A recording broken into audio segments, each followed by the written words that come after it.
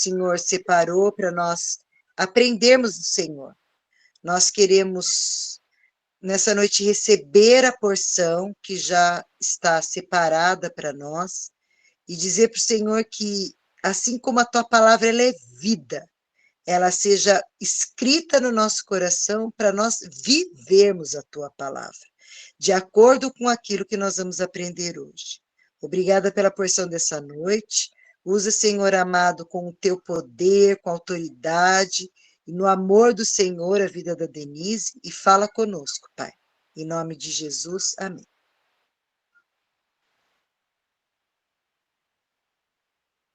Tá, fechou, você está de microfone fechado. Ai, boa noite, meninas. Eu estava conversando aqui com a Rê, até esqueci de cumprimentar vocês. Bruna, Cidinha, Denise, Dan e Roseli, sejam bem-vindas. Hoje nós vamos dar continuidade à matéria Autoridade do Crente. Nós começamos a falar, na semana passada, nós falamos da autoridade, terminamos na parte da autoridade do nome de Jesus, né? Que o nome de Jesus ele quer dizer paz, prosperidade, bem-estar, cura, preservação. O nome de Jesus quer dizer também preservação. É uma coisa que nós estamos precisando nesses tempos difíceis, né? Segurança, libertação e vida eterna. Então, tudo isso nós aprendemos que já está à nossa disposição do nome. Né? Foi aí que eu tive a revelação de por que o nome de Jesus é suficiente, porque ele significa todas essas coisas para nós, né? E hoje nós vamos falar sobre como Jesus obteve o nome. Aí hoje o Senhor me deu de presente aquela canção que eu mandei no grupo. Depois, Roseli, você está no computador? Eu vou te mandar o link dela. Gente, na hora, eu ouvi na hora que eu estava indo para a academia, assim, caiu assim no YouTube, assim, para mim, que lindo, o nome de Jesus, né? Esse nome é tudo que a gente tem. Então, hoje nós vamos falar aqui como foi que ele herdou o nome. E como Jesus obteve o nome, né? E tem um processo, ele passou por um processo para obter esse nome, até chegar. Nós vamos entender esse processo. Aqui fala que ele herdou o nome, lá em Hebreus 1, do 4 ao 6. Eu vou ler. Tendo se tornado tão superior aos anjos, quanto herdou mais excelente nome do que eles, pois a qual dos anjos disse mais? Tu és meu filho, e hoje te gerei, e outra vez eu lhe serei pai, e ele não será filho? E novamente, ao introduzir o primogênito no mundo, diz: e todos os anjos de Deus o adorem. Aqui está falando que Deus, ele perguntou, né? Qual dos anjos iam falar que ele gerou e que ele era pai, só que aí no final ele fala que todos os anjos iam adorar o filho. Ele colocou o primogênito no mundo e todos os anjos iriam adorar. Aí, como fala que Jesus herdou o nome, herança quer dizer assim, receber o que é de direito. Receber características ou qualidades dos pais. Então, a herança não é só questão de bens, né? Aqui não se trata só de questão financeira, vamos falar no natural. A herança, você herda também características dos seus pais e você herda qualidades dos seus pais. Então, como nós somos filhos, nós também temos características e as qualidades do nosso pai, né? Porque ele nos chama de filho e nós recebemos o que é de direito, o nome de Jesus é nosso por direito, e, além disso, nós temos também características do nosso pai e as qualidades dele. Né? Não vou falar que nós temos defeito, porque Deus não tem defeito. Nós não herdamos defeito de Deus. Tá? De Deus, nós só temos. Então, pensa só comigo. Se nós, olha só, se nós herdamos o nome, nós somos filhos, herdamos o nome de Jesus, que é nosso por direito. Nós estamos aprendendo isso. Recebemos as características do nosso pai e as qualidades do nosso pai, ele não tem defeito. Quer dizer que eu tenho defeito? Que eu herdei defeito do meu pai? Não. Na minha nova natureza não tem defeito. E eu não tenho que olhar para o meu irmão vendo defeito. Eu tenho que olhar para o meu irmão e ver ele perfeito, porque ele é como o pai dele. Ele recebeu as qualidades e as características do pai dele. Então, a gente precisa meio que ponderar essas questões, porque às vezes a gente começa... É fácil encher uma pessoa de defeito, e às vezes o que é defeito para mim não é defeito para Renata, ou não é defeito para Roseli, é defeito para mim. Então, a gente não pode colocar defeitos nos nossos irmãos. Existe o pecado, que é uma coisa, né? Erros que a pessoa comete. Mas defeito, nós não temos que ver defeito nas pessoas. Nós temos que olhar para elas e ver perfeição de Deus. É um filho de Deus ali que está com as qualidades do pai. Às vezes tem gente que fala assim, fulano é tão... como é que a gente fala? É tão intenso, ou fulano é tão certinho, ou fulano é tão isso. Uai, mas isso não é defeito, né? O fulano ser intenso em resolver as coisas, o fulano fazer tudo certinho, não é defeito. A gente começa a olhar pela forma do mundo. A gente começa a olhar as pessoas pela forma do mundo. E não é assim. A gente tem que olhar as pessoas pela forma de Jesus. Eu preciso olhar para as pessoas e vê-las como Deus as vê. Porque elas são perfeitas. Essas pessoas, todos nós, morremos na cruz junto com Jesus. Deus, ele nos viu lá na cruz junto com Jesus, passando tudo que Jesus passou. Mesmo a gente não passando, ele viu. Então, ele vê em nós, filhos perfeitos, amados e perfeitos, sem defeito. Okay? Voltando aqui, quando Jesus herdou o nome, aí fala assim, Jesus não herdou nada do céu, nada no céu, porque lá ele já possuía tudo. Também não herdou quando veio à terra. Pelo contrário, aqui ele se esvaziou de toda honra e glória quando desceu do céu. Em Filipenses 2,7, vamos ver. Antes de si mesmo, se esvaziou, assumindo a forma de servo, tornando-se em semelhança de homens e reconhecido em figura humana. Então, a gente entende, a gente já falou isso em outras aulas, que Jesus, aquele que foi para a cruz, era um homem igual somos nós, de carne e osso, com todo o sofrimento ali. Não foi um Deus ali naquela cruz, não. Foi um homem natural, que passou por todo o processo de sofrimento. Ele sentiu tudo. As pessoas têm mania de falar que era um Deus ali na cruz para aliviar, que ele aguentou porque ele era Deus. Não, ali ele não era Deus. Ali ele era um homem sofrendo no lugar de todos os outros. Jesus herdou seu nome no dia em que foi gerado. Vamos ler Atos 13, 32 e 33. Nós vos anunciamos o evangelho da promessa feita a nossos pais, como Deus a cumpriu plenamente a nós, seus filhos, ressuscitando a Jesus, como também está escrito no Salmo 2. Tu és meu filho, eu hoje te gerei.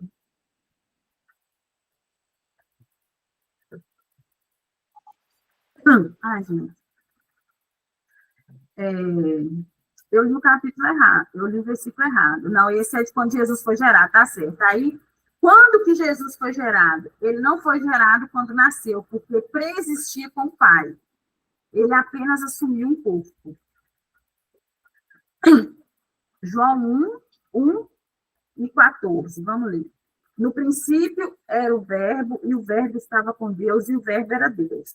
E o Verbo se fez carne e habitou entre nós, cheio de graça e de verdade. E vimos a sua glória, glória como do unigênito do Pai. E também vamos ver Hebreus 10:5.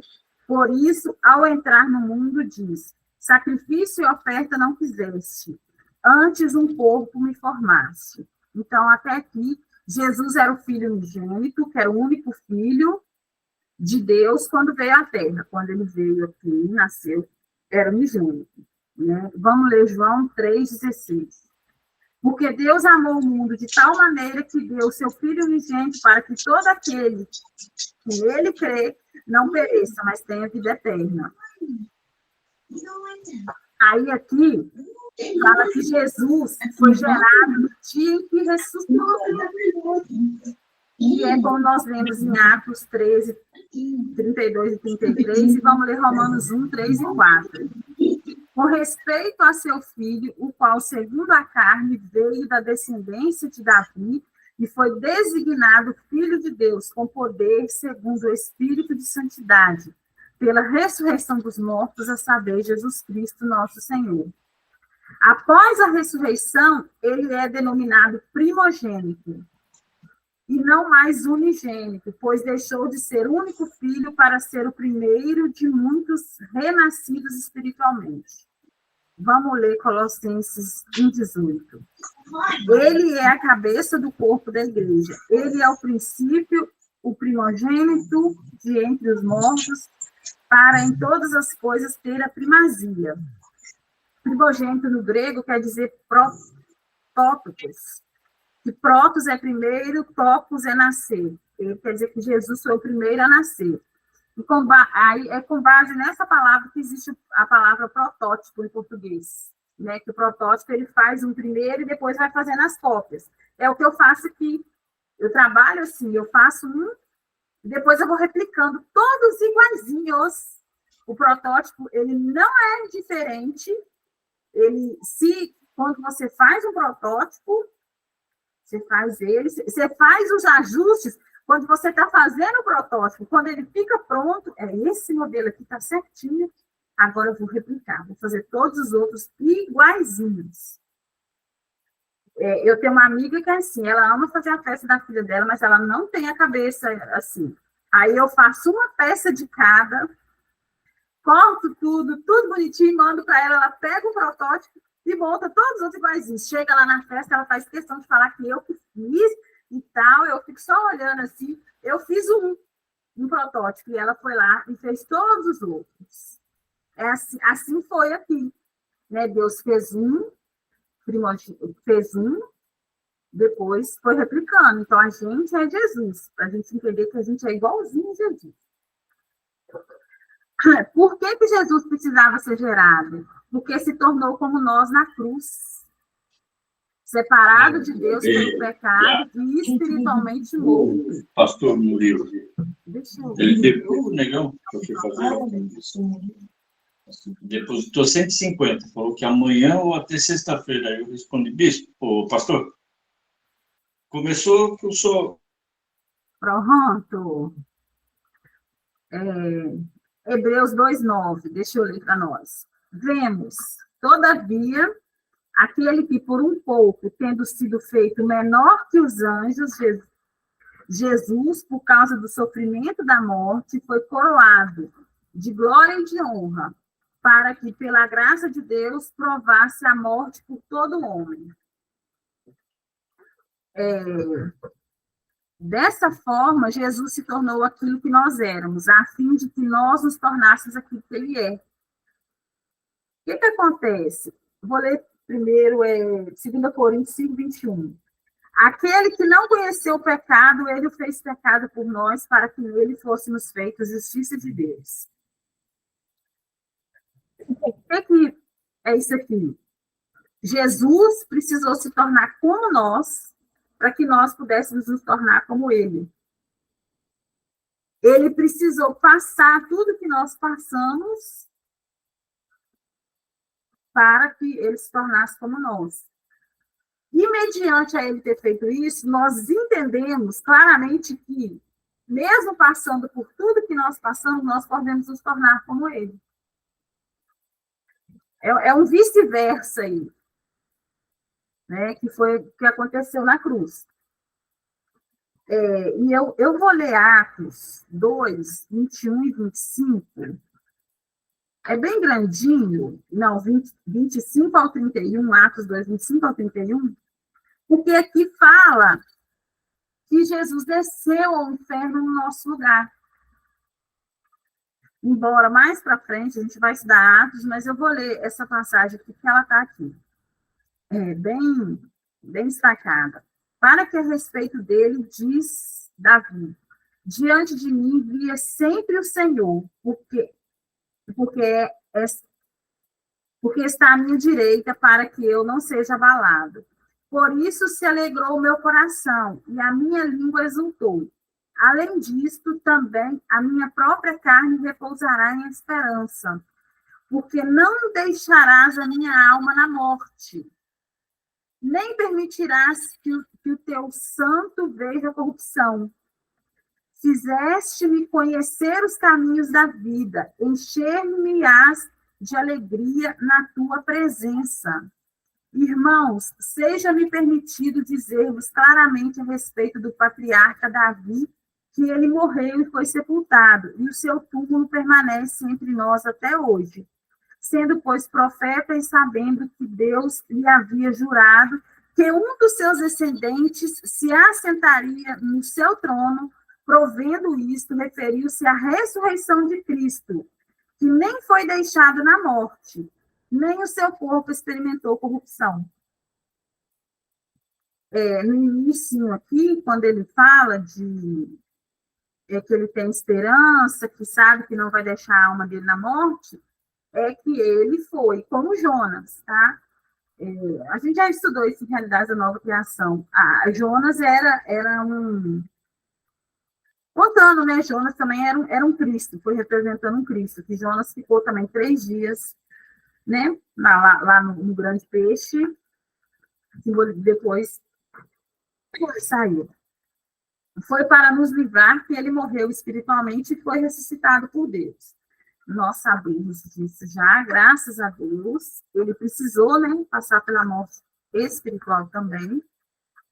E agora nós vamos para o outro tópico, que é Jesus recebeu o nome por doação. Vamos ler Filipenses 2, 9 e 11. Pelo que também Deus o exaltou soberanamente e lhe deu um nome que está acima de todo nome, para que o nome de Jesus se dobre todo o joelho, nos céus, na terra e debaixo da terra. E toda língua confesse que Jesus é o Senhor, para a glória de Deus Pai. Doação quer dizer assim, dar como presente. É o privilégio que se obtém de alguém que pode oferecer algo. Então, Jesus recebeu esse nome por doação, foi como um presente. Doação é como um presente. Tá vendo? É o privilégio que se obtém, né, quando alguém pode nos oferecer algo. Então, o nome de Jesus, segundo Filipenses aqui, foi uma doação, foi um nome que Jesus recebeu por doação. Deus doou, porque quando você dá, você doa, né? Eu doei alguma coisa. Quando eu te dou alguma coisa, é o mesmo que eu estar te doando. O nome de Jesus foi doado pelo Pai dele, né? Por Deus. Deus lhe deu o nome que está acima de todo nome, como nós vemos em Filipenses agora. E nós vamos ler também Lucas 1:31. Eis que conceberás e darás à luz um menino, a quem chamarás pelo nome de Jesus. Mais uma vez, a prova de que é doação. Né? O nome de Jesus foi uma doação. Deus deu. Aí, tem um trecho em Efésios que está falando aqui a oração de Paulo pela igreja. Vocês devem conhecer que é Efésios 1, do 16 ao 23. Mas eu quero ler. Porque aqui fala de Jesus, fala dessa questão, e essa parte aqui é muito importante para nós, igreja, orarmos de preferência todos os dias. Vocês vão entender por quê. Eu aprendi isso lá no Rema, não sei se foi na igreja, né? Mas eu estava na Verbo, o pastor, ele falou comigo um dia, ele falou assim, a gente tem que orar a oração de Efésios, todo dia. Aí eu fui ler. Tem Efésios 1, tem Efésios 3 também. Fui ler e falei, gente, Tem mesmo. Porque nessa oração aqui, você vai ter um discernimento de espírito. E tem, acho que é no Efésios 3, que está para a gente conhecer qual é a altura, a largura e a profundidade do amor de Jesus por nós. Gente, eu orei isso por muito tempo, até eu ter a revelação de que era a cruz.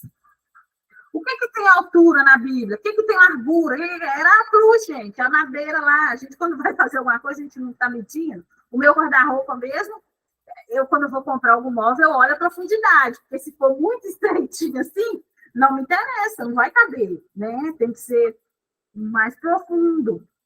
E aí eu vou ler, hoje nós não vamos falar muito, né, Rê, porque a gente demorou para começar, mas eu vou ler essa oração, esse texto de Efésios para nós, sabe?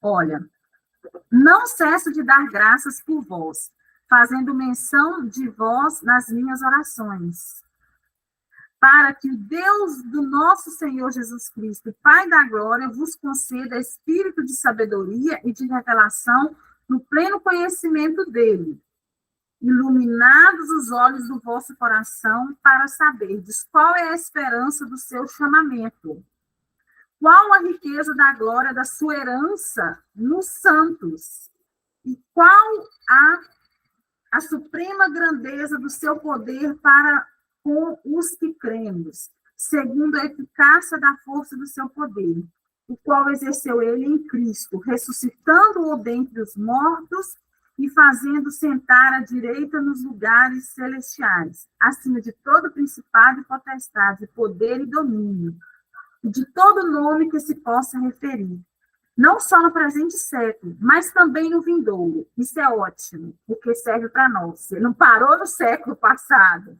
ele se estendeu. E se Jesus não voltar no século XXI, né, que agora eu estou lembrando, nós somos 21, vai valer para o século 22 também. E pôs todas as coisas debaixo dos pés, e para ser cabeça sobre todas as coisas, deu à igreja, o qual é o seu corpo, a plenitude daquele que tudo enche em todas as coisas. Gente, essa oração aqui, esse trecho de Efésios, é a oração de autoridade. Porque se você começar a orar isso aqui, tudo vai ficar muito esclarecido, você vai saber o seu posicionamento, que aqui falam. O poder para que cremos, segundo a eficácia, o poder que exercemos... Não, é antes. A esperança do seu chamamento, qual a riqueza da glória da sua herança nos santos, e qual a suprema grandeza do seu poder. Você vai saber o seu poder. E essa riqueza da sua herança. O que nós temos de herança? Nós temos um nome de herança. Né? Nós somos filhos. Nós temos toda a herança do Pai. Tudo é nosso. Deus deu a Jesus um nome acima de todo nome e o pôs como cabeça da igreja. Gente, nós sabemos que a igreja somos nós. Aqui não é um prédio. Visando o seu benefício, visando o meu benefício. Olha para você ver isso. Visando o meu benefício nosso, ele deu Jesus como cabeça, como meu cabeça. Está aqui, meu cabeça é Jesus. Para o meu benefício. Tudo quando Jesus fez, toda autoridade, todo poder, achando-se em seu nome. E quando usamos acham-se em seu nome. Vi errado aqui. Tá bom, Bruninha? E quando usamos este nome, ele opera as mesmas coisas que operavam naqueles tempos. Então, a gente não precisa achar que só Jesus que ia conseguir fazer, porque era naquele tempo. Lá, o espírito era diferente, né? A roupa de Paulo, de Pedro, gente, eu confundo. Curava, a Rê sempre está aí para auxiliar. É a roupa de Paulo, não é? Pois é. O lençol, a sombra de Pedro curava, os lençóis e as roupas de Paulo. Isso, eu faço. Tinha que ter Pedro. A sombra é de Pedro. E as roupas e os lençóis que eles carregavam eram de Paulo. Nossa, porque os dois tinham que ser com peixe, para confundir. Deus também, né, não ajudou aí as pessoas para lembrar esse monte de nome. Deixa eu só comentar uma coisa que achei, a hora que você falou, é importante, esse negócio do nome de Jesus. Eu não tinha tido esse entendimento, não, até há pouco tempo atrás. Logo na primeira frase lá da criação do mundo, aparece Aleph Tav. Aleph é a primeira palavra do hebraico, Tav é a última. Então, se você contar as 7 palavras que existem na primeira frase lá no princípio, Deus criou os céus e a terra no hebraico, a do meio, a quinta, ela não foi traduzida. E ela é Jesus, o começo e o fim. Mas até então, ele era o quê? O princípio e o fim. Então, ele não vai aparecer com o nome de Jesus no Velho Testamento inteiro. Porque ele só recebeu o nome porque nós precisávamos ser salvos. O nome de Jesus é o nome que caracteriza o que ele veio fazer aqui. Ele veio nos salvar. Então, Yeshua e Hamashia é o Salvador. É aquele que cura, que liberta, que transforma, que, como é que fala? Que tira o pecado do mundo. É isso, né? É o Emmanuel, Deus conosco. Então, quando a gente olha o Velho Testamento, nós vamos ver a presença do Aleph Tav em muitos lugares, em muitas frases que foram escritas no original, porque lá o Velho Testamento é no hebraico, ele aparece Aleph Tav em um monte de lugar. Aparece lá em Gênesis, numa das coisas lá de José, aparece Aleph Tav. Por quê? Porque ele foi criador de todas as coisas, sem ele nada do que foi feito se fez. Ele foi criador junto com Deus Pai, né? Então, a presença dele só não aparece com o nome Jesus, mas quando ele vem para a Terra, ele recebe o nome, porque todo nome de Deus fala da sua, não é sua personalidade, tem outro nome, como é que é? Da sua o quê? De quem ele é, essa é a verdade, é de quem ele é, né? Diz quem ele é. E o que e para que serve aquele nome? É exatamente isso. Ele veio com o nome, o Filho veio com o nome para nos salvar, né? Então, daí sim foi doado para ele o nome Jesus. Mas ele aparece logo na primeira frase lá da Bíblia. É por isso que lá em João fala, né, que o verbo se fez carne. Ele estava. Tem uma coisa que a gente não sei se a gente já falou, se a gente vai falar, que Jesus e o diabo eles estavam ocultos no Antigo Testamento, os dois. Aí quando Jesus aparece, Jesus estava, o nome, né, estava oculto no Antigo Testamento. E o diabo atuava. Aí, quando Jesus veio, Jesus expôs tudo que ele fazia. Tanto que, se você for procurar, a gente começa a prestar atenção, você vai começar a ver que menções claras, assim, do diabo tem só no Novo Testamento. Você vê que tinha guerra, tinha um que ficava doido, um que isso, um que matava, um que outro, mas não tem menções dele, porque ele atuava de forma oculta. Aí, quando Jesus veio, Jesus expôs ele, né? E aí ele se tornou claro como o sol, e as pessoas começaram a ter noção. Aí foi perceber os endemoniados e tal, todas as coisas que ele fazia. Nós vamos ver isso em algum lugar aí para frente. Aí vou continuar aqui na oração de Paulo, porque nós estamos... A gente sempre fala muito de Jesus, mas a matéria é a autoridade. Aí não tem jeito, a gente começa a falar, não tem jeito, já vai para Jesus. E se alguém está ensinando o evangelho e não está ensinando sobre Jesus, não está falando sobre Jesus, corre, tá, gente? Porque é ele, o negócio é com ele, né? A gente vai ver em todas as matérias. Não tem jeito, você vai, é nele, tudo está centrado nele. A oração de Paulo, inspirada pelo Espírito, deve ser feita em nossa vida diária. Então, está escrito aqui, para que nós tenhamos. Olha só, um espírito de sabedoria e revelação no conhecimento de Jesus. Gente, o espírito de sabedoria e revelação. Isso é maravilhoso quando você tem isso, porque você não fica enganado. Quem tem esse espírito de discernimento também, você não fica enganado, você vê, assim, nítido, quais as coisas que você pode, que você não pode fazer, e até questões assim, o que você vai entrar, o que você vai participar. Às vezes a gente entra em lutas que não são nossas, que não tem nada a ver com a gente, porque a gente não tem um discernimento. Aí você vai colher frutos daquilo, vai ficar sofrendo perrengues na vida, porque você entrou numa coisa que não tem nada a ver, por falta de discernimento, por falta de sabedoria, de ter uma revelação, porque o Espírito Santo, ele revela, né? A gente sabe disso. Os olhos do nosso coração iluminados para compreendermos.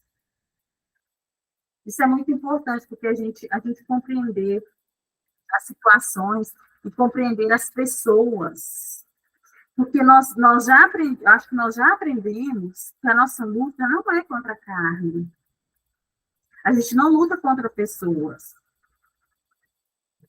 Quem tem problema com a gente não são as pessoas, são as forças malignas que estão atuando por trás dessas pessoas.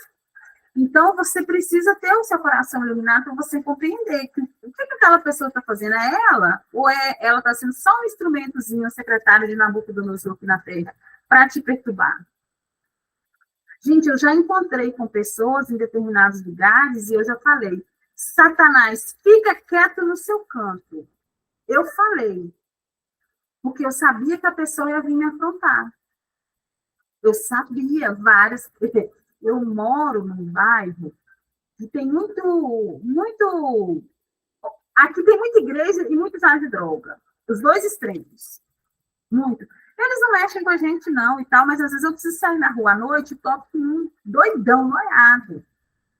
Eu não sei. Se ele está naquele estado, tem uma força maligna. Eu só falo, você fica quieto aí no seu canto. E vou passando. E eu já falei com pessoas assim, um dia eu falei com uma prima minha. Ela começou a discutir com a mãe dela, uma confusão. Eu segurei ela por aqui e falei assim, Satanás, fica quieta aí agora, para de perturbar a festa. Eu falei, ela ficou quietinha. Ela mudou a fisionomia, de repente ela baixou assim, ela virou outra pessoa. Eu não fiz escarcel, ninguém viu. E se você perguntar a ela, eu tenho certeza que ela não vai lembrar. Mas eu já fiz várias vezes. Porque é isso que é você, sabe, compreender. Não é a pessoa, você não tem que brigar, falar nada com a pessoa. Você dá uma ordem pro demônio que está agindo na vida dela, para ele ficar quieto, e ele tem que ficar. E aí você segue sua vida. Esse tem gente que está expulsando é meio complicado, porque você expulsa a pessoa, não quer, aí volta uma galera nela. Eu não fico muito mexendo nisso, não. Né? Porque aí depois vai só piorando. Porque as pessoas, né, a gente sabe que eles voltam e trazem uma galera. A esperança do nosso chamado. Olha só, para quem não sabe para que foi chamado nessa terra, para quem não sabe para que veio, qual é o seu chamado, qual é o seu propósito de vida, é só orar. É essa oração de Efésios. Eu vou falar para vocês uma coisa que me ajudou demais, porque eu não tinha noção. Hoje as coisas caminham, né? Vão indo. É claro que eu não sei o fim, tá? O Senhor não me mostrou o fim, até porque se ele mostrar, eu vou entrar em desespero, porque eu vou imaginar o processo e não vou querer fazer. Ele conhece, né, os filhos dele, então é gradativo. Mas eu tenho já consciência das coisas, né, do que fazer, como que é, o que vai fazer. A riqueza da sua herança gloriosa dos santos, que é nossa, a nossa riqueza gloriosa. Ai, riqueza de sua herança gloriosa nos santos, a nossa herança gloriosa, que maravilha, adoro isso. A suprema grandeza do seu poder que opera em nós. Nós vamos também ter consciência da suprema grandeza do poder de Jesus que habita em nós. De todo o poder. Aquele poder, gente, que andou nas águas, aquele poder que curou todo mundo, né? Aquele poder que multiplicou o pão, o peixe, o que mais? Aquele poder, tudo, gente, todo poder. Ele já falou que nós faríamos obras maiores do que ele, né? Ó, aí aqui agora nós vamos falar na parte que Jesus conquistou o nome. Efésios 1, do 20 ao 21. Vamos ler. 20 e 21.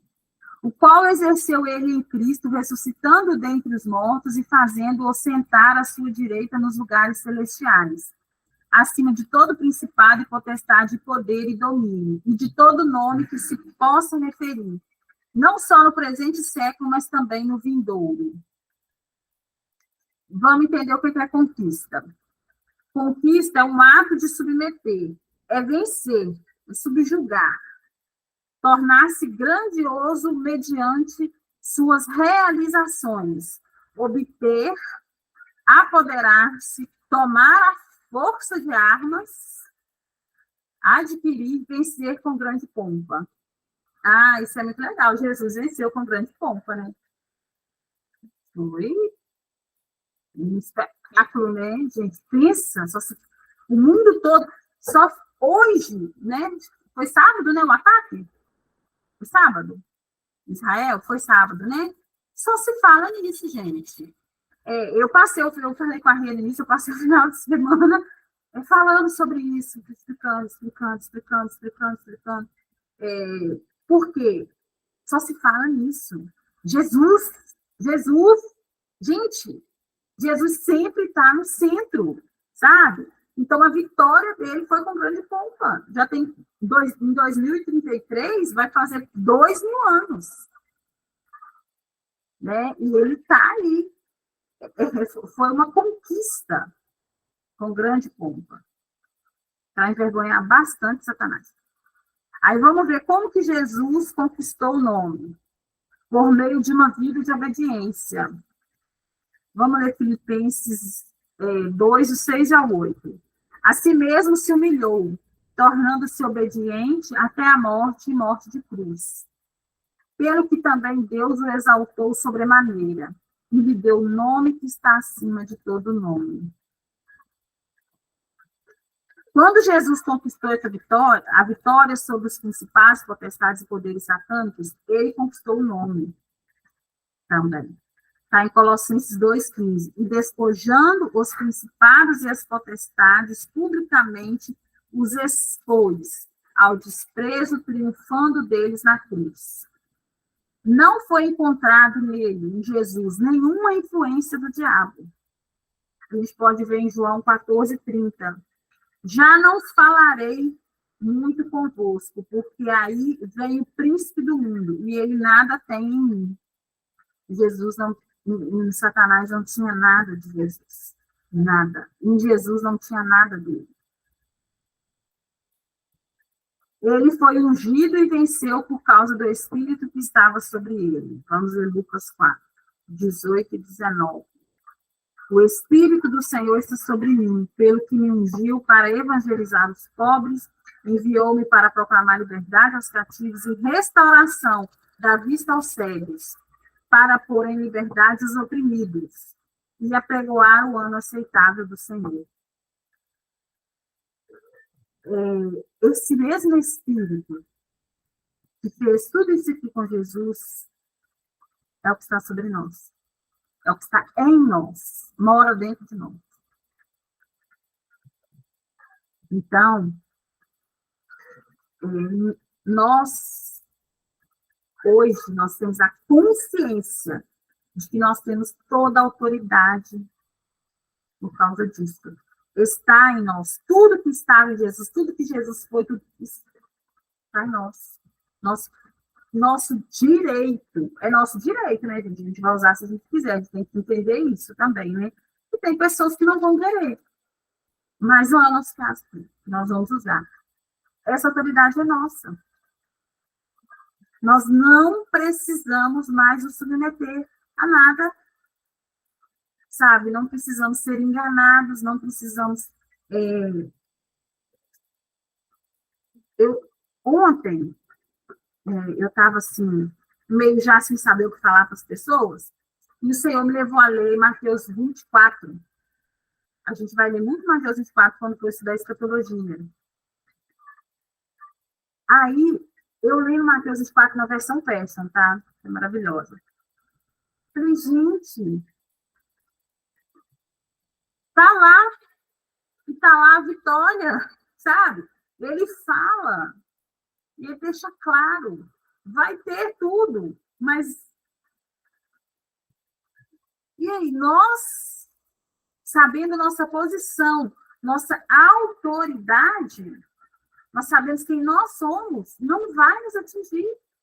E a gente vai dar ordem e vai ter que sair.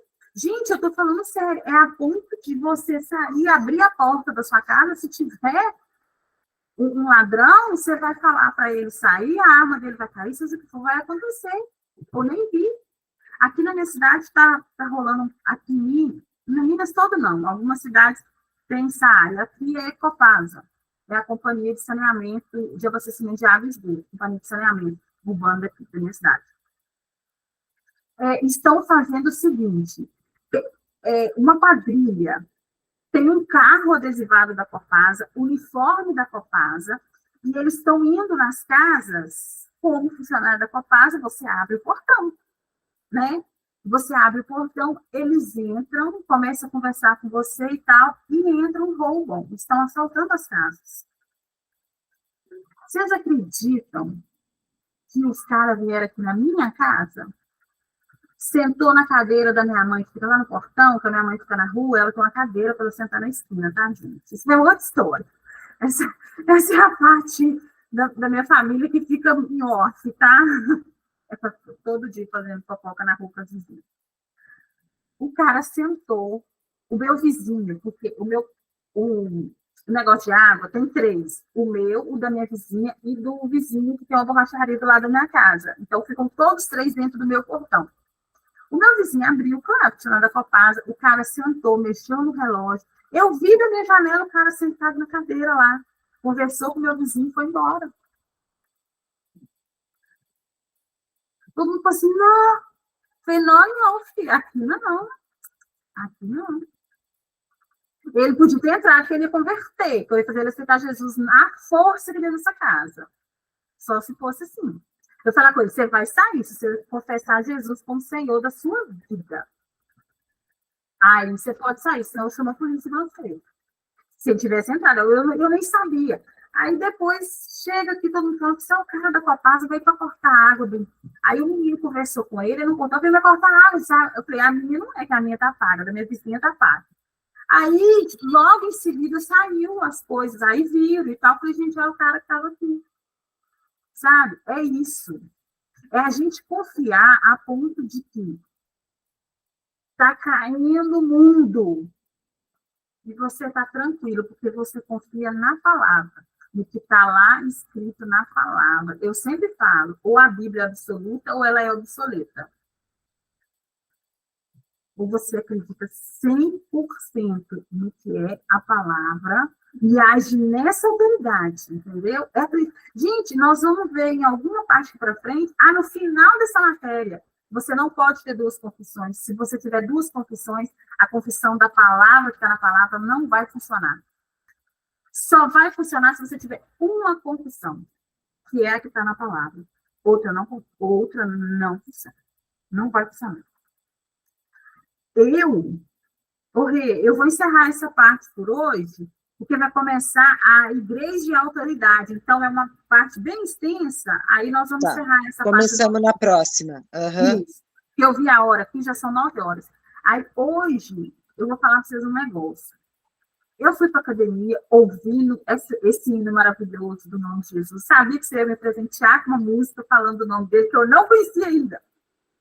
Aí, eu voltei da academia, gente. Na hora que eu entrei aqui dentro da minha casa, Maria Eduarda está aqui, você já sabe que é aqui mesmo, né? Mas ela tem ido mais lá na casa da mãe dela, mas ela dormiu aqui ontem, o carro da mãe dela distraiu.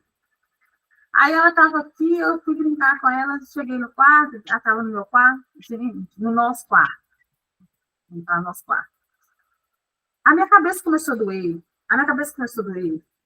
E doía aqui, e doía. E parecia que tinha um negócio aqui, assim, no alto. E doía. E eu fui aguentando, só que eu sou fraca para dor. Eu não estava mais suportando, eu já tinha declarado, eu sei que eu sou curada, minha cabeça não pode doer, gente. Onde que a minha cabeça pode doer? Onde está escrito na Bíblia que a minha cabeça pode doer? Mas que eu não passava. E eu tenho que dar conta da Maria Eduarda. E nós estamos na semana de folga, né? Então, não tem escola.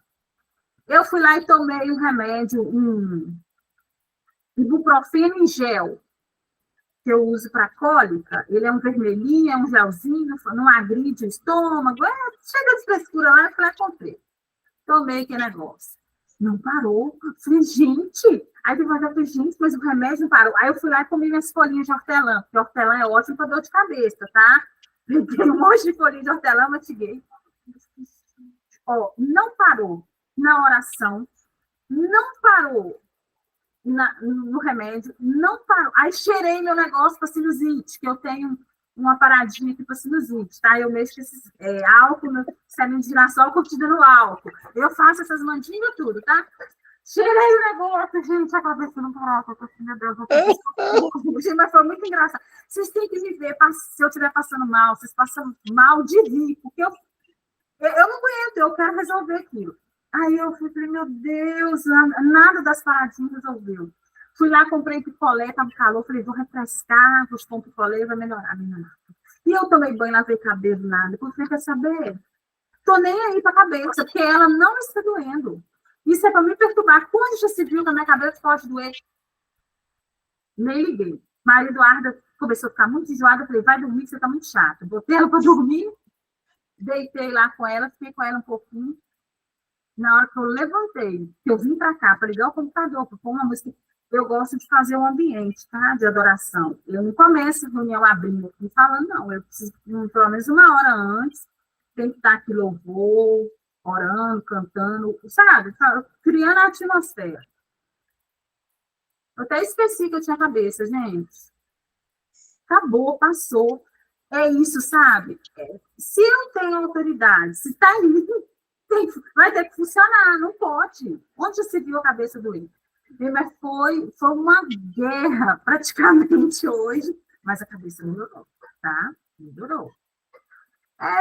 Porque eu falei, eu tenho consciência de que eu sou e do que eu carrego. Jesus, a cabeça dele pode ter doído só lá na cruz, passou. Foi só na hora lá, depois não doeu mais não. Tá? A minha também não pode doer. Entendeu? É isso. Então, eu encerro a matéria de hoje por aqui. Nós vamos começar outra na semana que vem. Tá bom? Qualquer dúvida, o Espírito Santo está aí, vocês perguntam para ele. Tá?